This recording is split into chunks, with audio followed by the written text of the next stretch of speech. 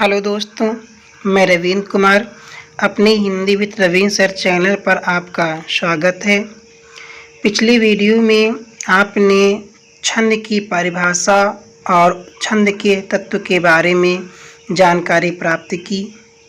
आज के इस वीडियो में आप हमारे द्वारा मातृ छंद के बारे में पढ़ेंगे।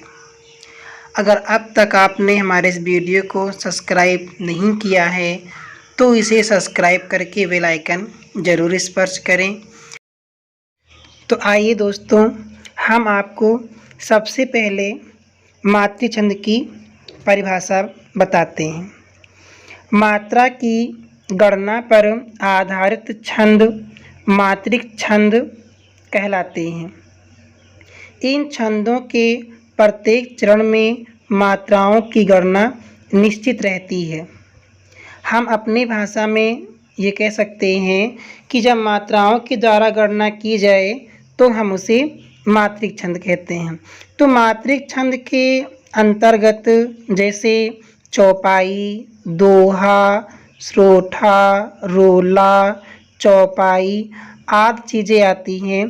तो आइए हम आपको सबसे पहले जो है दोहा के बारे में बताते हैं। दोहा यह अर्ध सममात्रिक छंद है। इसमें 4 चरण होते हैं। इसके प्रथम व तृतीय चरण में 13-13 तथा द्वितीय व चतुर्थ चरण में 11-11 मात्राएं होती हैं। दोहा के अंत में एक लघु अवश्य होता है। जैसे अब हम दोहा के बारे में जानेंगे। जैसे कि दोहा लिखा हुआ है, श्री गुरु चरण सरोज रज निज मन मुकुर सुधार वर्णो रघुवर विमल जस जो दायक फल चार। अब हम इसमें मात्राएं लगाएंगे। जैसे कि पिछले वीडियो में हमने आपको बताया था कि कहाँ पर लघु और कहाँ पर दीर्घ की मात्रा लगेगी। तो दोस्तों, आपको याद रखना है कि अगर किसी व्यंजन के साथ में छोटा आ, छोटी, छोटाऊ, ऋण और चंद बिंदु की मात्राएं मिलती हैं तो वहाँ पर आपको लघु की मात्रा लगानी है। तो आइए अब हम मात्राएं लगाते हैं। जैसे श्री में गुरु हो जाएगा, गुरु में लघु लघु होगा, चरण में लघु लघु लघु, सरोज में लघु दीर्घ लघु, रज में लघु लघु, निज में लघु लघु, मन में लघु लघु, मुकुर में लघु लघु लघु, सुधार में लघु दीर्घ लघु। अब हम चौपाई के बारे में जानेंगे। चौपाई सममात्रिक छंद है। इसमें 4 चरण होते हैं। प्रत्येक चरण में 16-16 मात्राएं होती हैं। अंत में 2 गुरु अवश्य होते हैं। जैसे जय हनुमान ज्ञान गुण सागर, जय कपीस तिहुँ लोक उजागर, रामदूत अतुलित बलधामा, अंजन पुत्र पवन सुत नामा। इसमें हम मात्राएं लगाएंगे। जैसे जय, जय में लघु लघु, हनुमान में लघु लघु दीर्घ लघु, ज्ञान में दीर्घ लघु, गुण में लघु लघु, सागर में दीर्घ लघु लघु।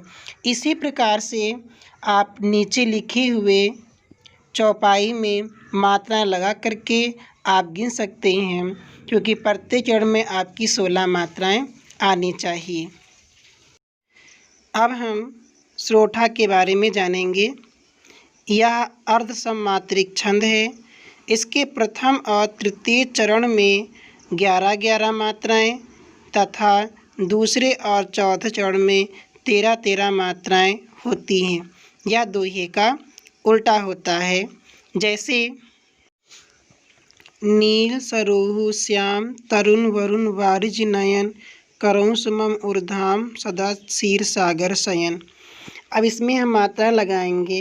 नील, नील नील में पहले दीर्घ फिर लघु, सरोहु में लघु दीर्घ लघु लघु, श्याम। अब यहाँ पर वो बात आ गई जो हमने मात्रा लगाते समय बताया था कि अगर किसी शब्द के बीच में अगर आधा व्यंजन आता है तो उसके पूर्व का वर्ण चाहे लघु हो या दीर्घ, उसमें हम दीर्घ की मात्रा ही लगाएंगे। या फिर अगर सबसे पहले आ रहा हो तो उसके बाद वाला वर्ण जो होगा वो चाहे दीर्घ हो या लघु हो, हम उस पर दीर्घ की मात्रा ही लगाएंगे। तो इस प्रकार यहाँ पर पहले हमारा दीर्घ होगा, फिर लघु होगा।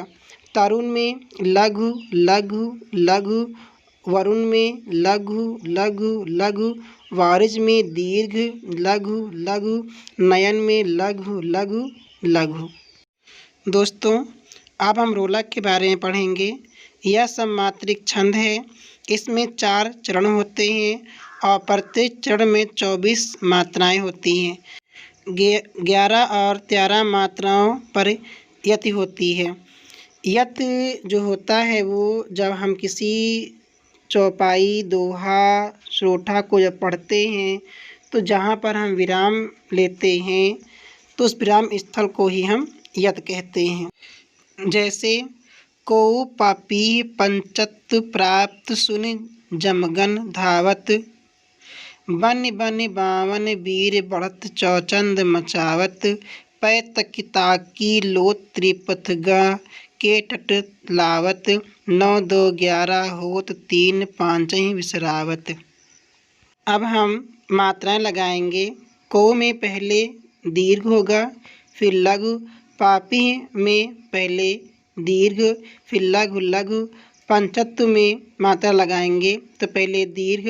अब उसके बाद देखिए फिर ये बीच में हमारा आधा व्यंजन आया है तो उसके पूर्व का वर्ण हमारा लघु है, लेकिन यहाँ पर हम दीर्घ की ही मात्रा लगाएंगे तो यहाँ पर हमारा दीर्घ हो जाएगा, फिर लघु हो जाएगा। उसी प्रकार प्राप्त में पहले दीर्घ होगा, फिर लघु। शून्य में लघु लघु, जम गन में लघु लघु लघु लघु, धावत में दीर्घ लघु लघु। इसी प्रकार नीचे हम मात्राएं लगा करके समझ सकते हैं। अगर आपको हमारा यह वीडियो पसंद आया हो तो इसे लाइक करिएगा। अगले वीडियो में हम आपको वर्णित छंद के बारे में बताएंगे। जय हिंद।